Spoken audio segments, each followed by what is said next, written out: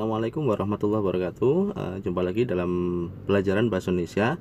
Ini kita masih akan membahas tentang struktur teks cerita fantasi. Jadi kita masih dalam bab 2 cerita fantasi. Kalau kemarin kita sudah mempelajari tentang unsur, kemudian tentang ciri-ciri umumnya. Sekarang kita belajar tentang struktur cerita fantasi. Ya, struktur itu apa? Sama seperti sebelumnya, struktur adalah susunan. Jadi di dalam sebuah cerita fantasi itu pasti ada susunan yang harus dipenuhi. Ya, kalau salah satu dari susunan itu tidak ada, berarti cerita fantasi itu digolongkan masih belum benar. Apa saja strukturnya? Marilah kita awali dulu pelajaran hari ini dengan bacaan basmalah. Bismillahirrahmanirrahim. Semoga kita semua dalam lindungan Allah Subhanahu wa taala sehat selalu, dan semua yang kita kerjakan hari ini diberikan kemudahan oleh Allah Subhanahu wa taala. Amin. Kemudian marilah kita lanjutkan saja ke strukturnya. Tadi kan struktur adalah susunan. Jadi yang dimaksud struktur atau susunan itu bagaimana sih Ustadz? Seperti ini anak-anak. Nah, coba dilihat sekarang. Kamu lihat bupenanya, bupena halaman 27. Ya, coba kalian lihat bupena pada halaman 27. Nah, jika sudah, di situ ada struktur cerita fantasi yang terdiri atas satu, orientasi, yang kedua, komplikasi, yang ketiga, klimaks, yang keempat, resolusi. Ya, begitu. Sebenarnya ini bisa diringkas menjadi 3 saja. Yang pertama orientasi, yang kedua komplikasi, yang ketiga resolusi. Klimaks itu berada di dalam komplikasi, sebenarnya seperti itu. Namun di dalam buku komplikasi dan klimaks ini dipisah. Sebenarnya dua hal ini bisa digabung anak-anak. Namun untuk memudahkan kalian harusnya dipisah. Nah, lantas kemudian bagaimana sih orientasi, bagaimana sih komplikasi, bagaimana sih klimaks dan resolusi itu? Begini. Ya. Jika kalian membaca sebuah teks cerita fantasi, paragraf 1 dan paragraf 2-nya pasti berisi pengenalan tokoh, watak tokoh, dan latar cerita. Misalkan saya contohkan, pada suatu hari di hutan rimba. Nah, itu kan latar kan? Nah, pasti awali dengan kata-kata seperti itu. Berarti orientasi ini letaknya di mana? Letaknya adalah di awal cerita. Jadi otomatis berada di awal paragraf. Begitu ya. Yang kedua, komplikasi sama klimaks. Jika sudah dikenalkan apa saja tokohnya, cerita itu diorientasi, kita langsung menuju komplikasi, menuju klimaks. Di situ kalau komplikasi ada konfliknya. Konflik itu bagaimana Ustadz? Konflik itu pertentangan antara dua tokoh atau lebih. Misalkan ada seorang anak, misalkan kemarin itu yang portal Purbakala, masih ingat ceritanya? Di situ ada pertentangan tokohnya ketika melihat ada anak sedang memukul daging dengan batu. Dia timbul ketakutan enggak ketika melihat ada anak memukul daging dengan batu? Jika ada ketakutan, itu sudah termasuk konflik batin.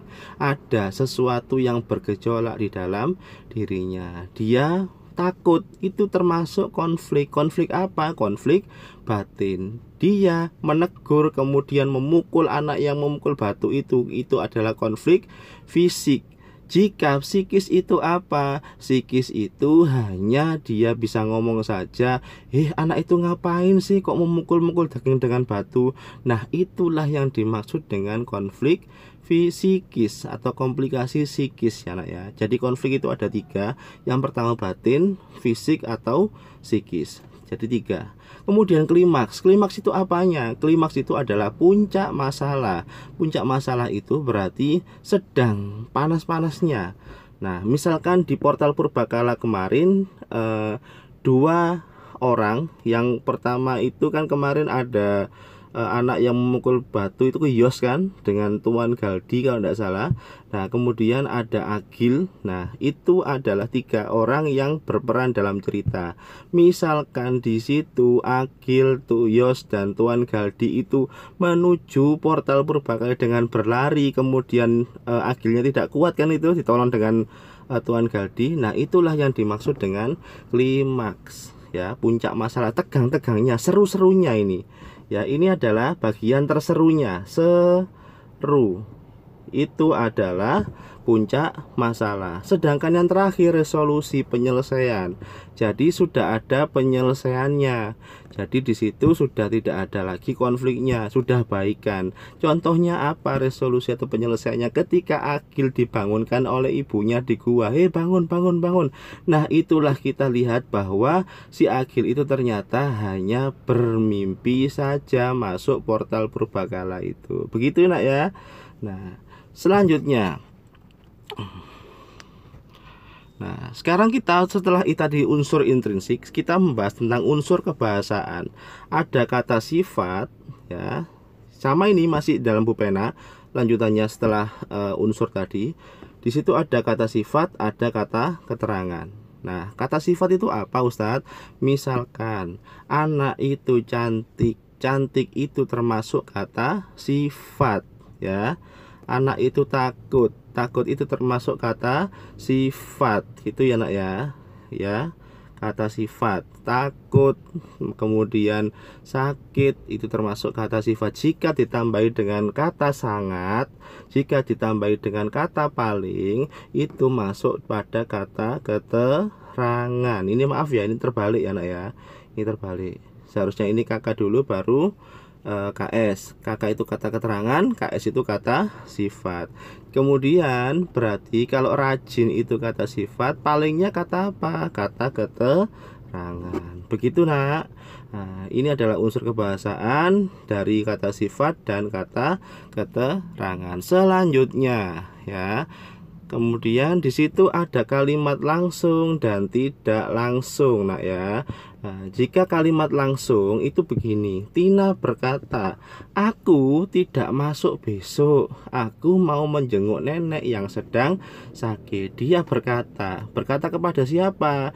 Berkata kepada seseorang kan itu. Nah, kalau begitu kalimat langsung itu ciri-cirinya harus ada yang namanya tanda petik ini ya. Di sini juga tanda petik, maaf.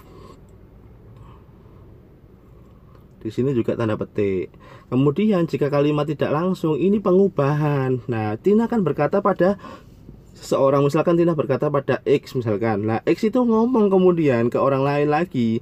Tina berkata kepadaku bahwa iya itu siapa? Iya itu Tina tidak masuk besok karena menjenguk neneknya yang sakit. Sama enggak?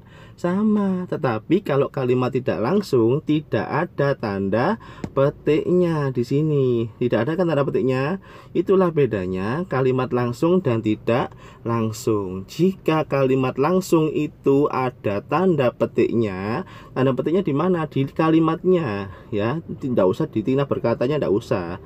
Jadi kalimatnya yang ada tanda petiknya itu mulai kalimat yang diucapkan Tina ini. Nah, ini diakhiri dengan tanda petik juga. Begitu nak ya. Nah, sekarang kalau diubah menjadi kalimat tidak langsung, saya ulangi lagi. Kalau diubah menjadi kalimat tidak langsung, tanda petiknya dihilangkan. Tina berkata kepadaku. Kepadaku itu berarti orang yang bercerita kan? Seperti itu, dia akan berkata kepada saya, Ustadz, besok saya tidak masuk karena mau menjenguk orang nenek saya yang sedang sakit. Nah, kemudian ada anak lagi bertanya kepada saya, Ustadz, Tina kemana? Nah, Tina kemarin berkata kepada saya bahwa ia tidak masuk karena akan menjenguk neneknya. Nah, begitu ya bedanya ya nak ya. Nah, gitu. Kemudian itu saja mungkin dari saya. Jadi sekarang pada hari ini kita belajar tentang dua hal tadi. Yang pertama adalah tentang struktur teks cerita fantasi. Ada orientasi, ada komplikasi, ada klimaks, ada resolusi. Sedangkan selanjutnya di situ ada unsur kebahasaannya. Kita membahas tentang 4 hal tadi: kata sifat, kata keterangan. Kata sifat itu misalkan cantik, kemudian rajin, kemudian jelek, pintar. Nah, itu kata sifat. Kemudian kata keterangan itu apa, Ustadz? Jika ditambahi dengan beberapa kata di depannya. Misalkan paling rajin, yang kata keterangannya apa? Paling. Rajinnya kata apa? Rajinnya kata sifat. Begitu nak ya. Nah, kemudian tadi ada kalimat langsung. Jadi kalimat langsung itu ciri-cirinya itu adalah seseorang sendiri yang mengomongkan, membicarakan apa yang diomongkannya. Jadi langsung diucapkan oleh seseorang.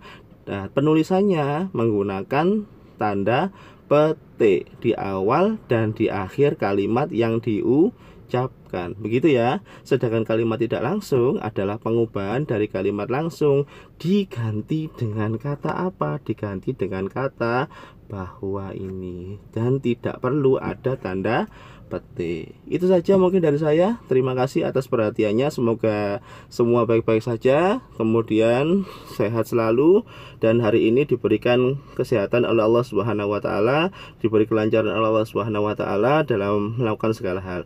Terima kasih dari saya. Selamat belajar anak-anak.